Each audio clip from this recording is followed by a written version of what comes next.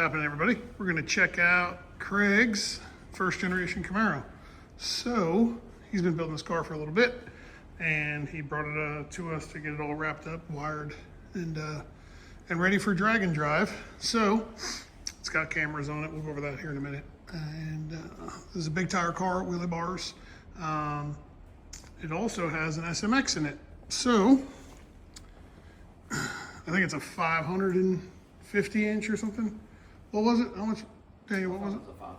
540 inch SMX. And it's got a pair of Hart, I believe, 94 millimeter turbos or 98, can't remember. It's got these really awesome, Daniel and I were just looking at these inlet pipes to the turbos. I'm almost, like you can see the spiral in the video. Like I think you can see that spiral. And it feels cast. And you can kind of feel ridges. I think it's 3D printed. What do you think? Yeah, that's pretty badass. It's kind of sweet, right? Like you can see a little hump in there. And this one is to clear the header tube. But like, there's no weld or anything. That's pretty awesome. So we're going with 3D printed. I don't know, pretty sweet. So this car has 24 injectors. So we've got 16 up top on alcohol and then 8 underneath. And Daniel, what happened when we put it back together? Which time? When we put the intake back on the first time, what happened? Oh, well, somebody put the injectors on wrong because the intake's facing backwards, as you can see. Somebody put the injectors on wrong, so we had to take it back apart. And then another different somebody put the valley plate on wrong. Yeah. So we took it back apart. Yep. Third time's a charm. Third time's a charm, though. We got it the third time. I'm responsible for the injectors being plugged in backwards. Full transparency, I built the harness correctly. I just, when it was all done and I was bolting it all back together, I put the injectors, so basically, I was putting, this is cylinder 2 up front over here. I plugged cylinder 1 in over here and cylinder 2 over here, so they were backwards.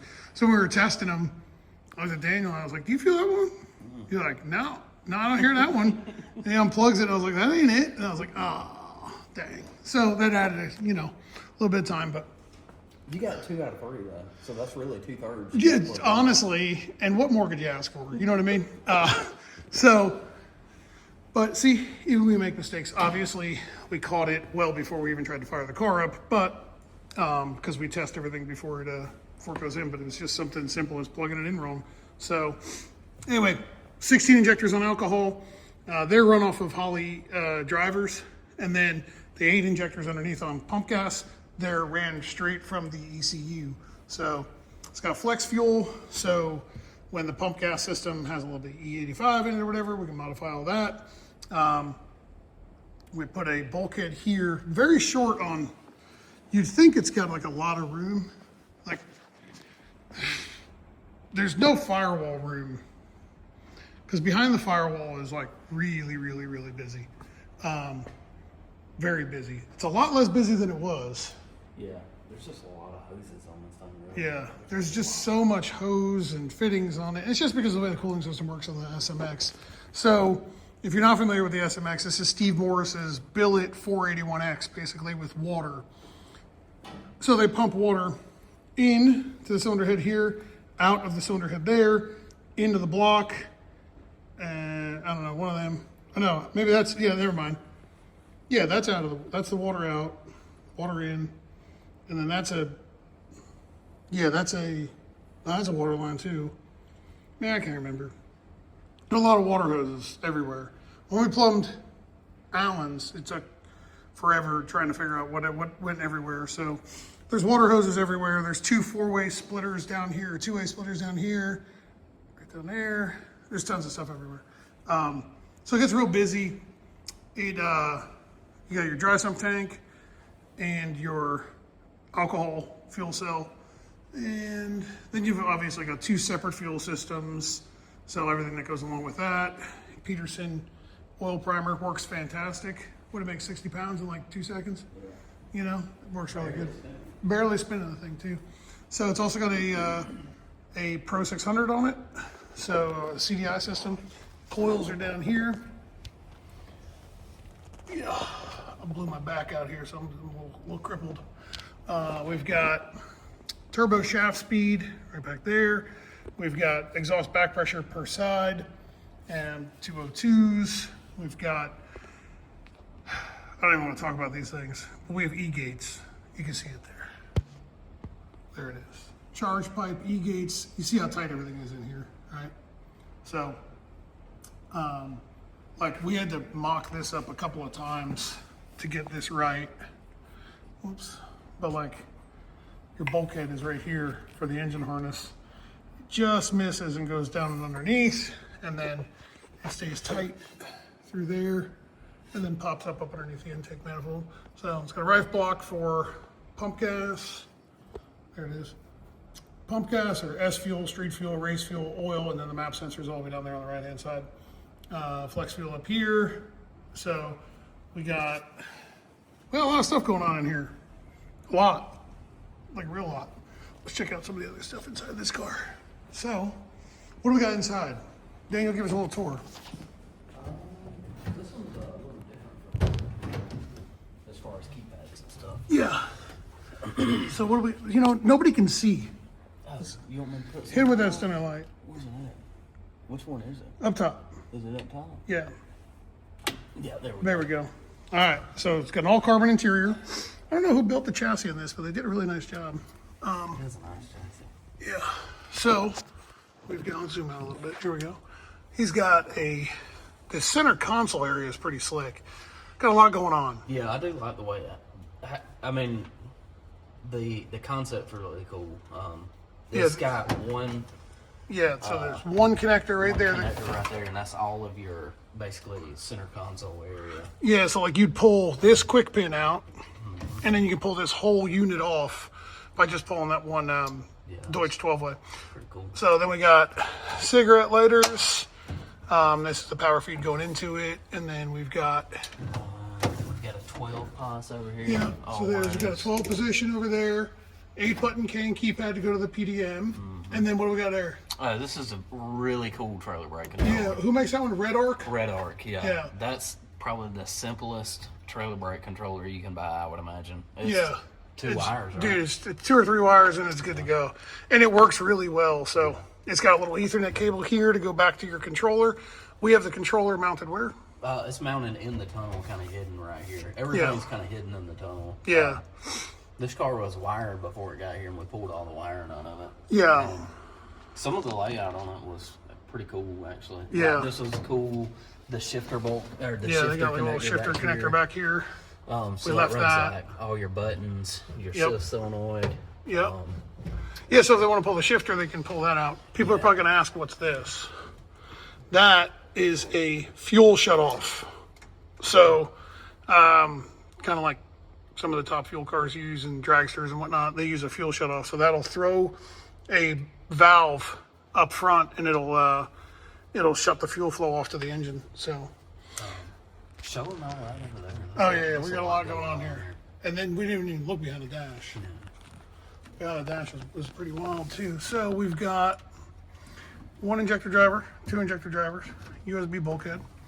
We've got a solid state relay that for the trans brake. We always use them. Then we have a black box. This is the Turbo Smart black box for the E-gates. We got this unit. So if anybody from Excess Power is watching, freaking hit me up and let me know how this is supposed to work, because this is a joke.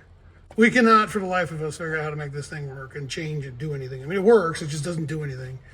It's cool in theory. Yeah, the adjustments don't function. Like, you go into the setup page, you just, it doesn't work. Whatever. So, this is a 14-volt system. If you notice, there's also... I forgot about that. Oh, yeah. So, hit the blower. Woo! So, this is pretty slick. These guys did a pretty cool job of this. Like, this is pretty slick. I ain't gonna lie. So, they fiberglassed all the ducts into the dash. And see these little holes? There's for defrost. And then they fiberglassed the blower motor into the dash. And then behind the dash is a connector so that you can disconnect it and then take the dash out of the car. So really slick too. Yeah. Like the ductwork. the ductwork It's behind it small. was really cool. Yeah, I mean, that's like, you can't. It's not big and bulky or anything. It doesn't take up a lot of room. It's pretty cool. Should we just pull a dash so everybody can see behind it? Because it is pretty sweet. It's pretty sweet. Okay. Give us a second. We're going to pull a dash. All right, Devin went out to play somewhere, so I'm gonna take over for a minute. So this is the back of his dash with the blower set up. So he has one central blower here, and then this is all duct work here that they did on the dash, and it's pretty cool. I mean, it's very compact. It doesn't really take up a lot of space, and it blows pretty well for such a small blower. I mean, it's not very big. So he has defrost vents. Then he has the front vents like a normal. I mean, it's pretty much like a normal car, just not air conditioned. It's pretty cool. But yeah, let's go over here and check out behind the dash because there's some pretty cool stuff behind this dash. So right off the bat, we have our Dominator here. And I know you're thinking, how are you going to get to it to service it if you needed to? Which you shouldn't have to, but you can just hit these buttons right here, and then boom, your Dominator comes down. All your wiring's in there. We have a rollover switch. The customer wanted that, so we added that in there. That's a bust DT connector, so we're getting ignition from there and taking it wherever we need it to. CAN hub, so we can send CAN out to like the EGT module, the CDI box, just whatever needs CAN.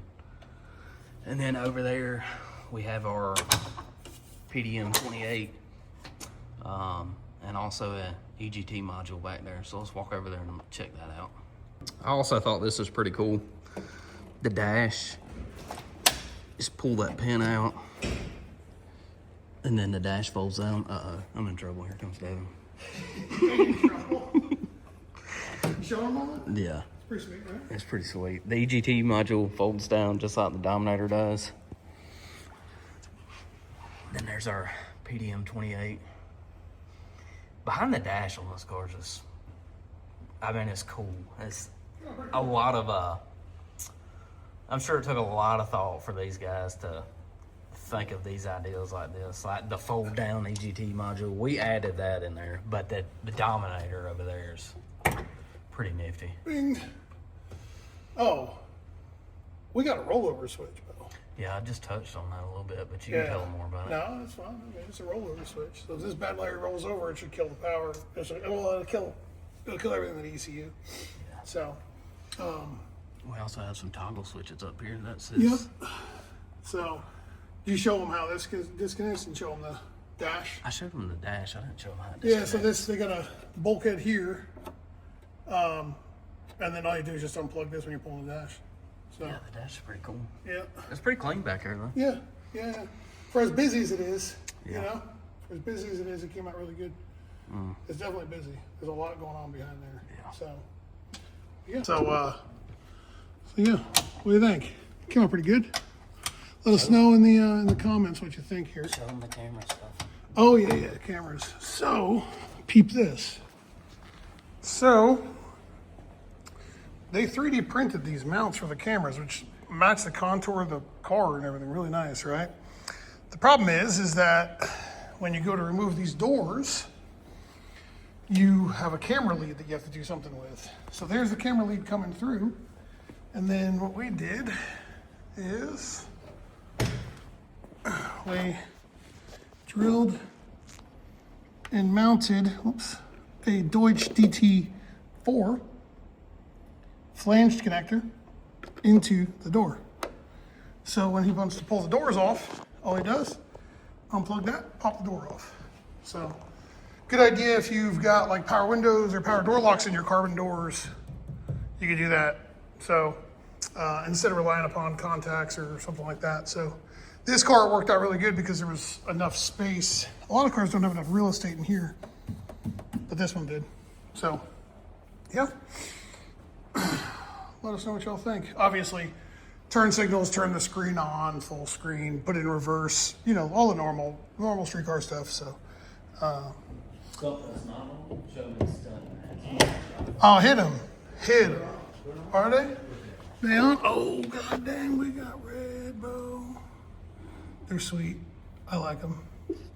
We contemplating putting white under there, but it just didn't feel right. This feels right, you know? So, but yeah, and they're bright enough where you can work on it too and not blind you. So, I like them. But yeah, that's her. They're in a Coke can safe. All right. We're about to tape $100 bill to the dash. See if somebody can grab it. We're looking forward to seeing this one out. I don't know what event he planned on going to, but I think his next step is probably going to go up to Steve Morris's place.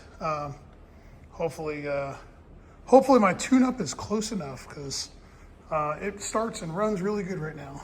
I'm sure Laura probably put in this video somewhere. I don't know how she edits this stuff, but that's her decision.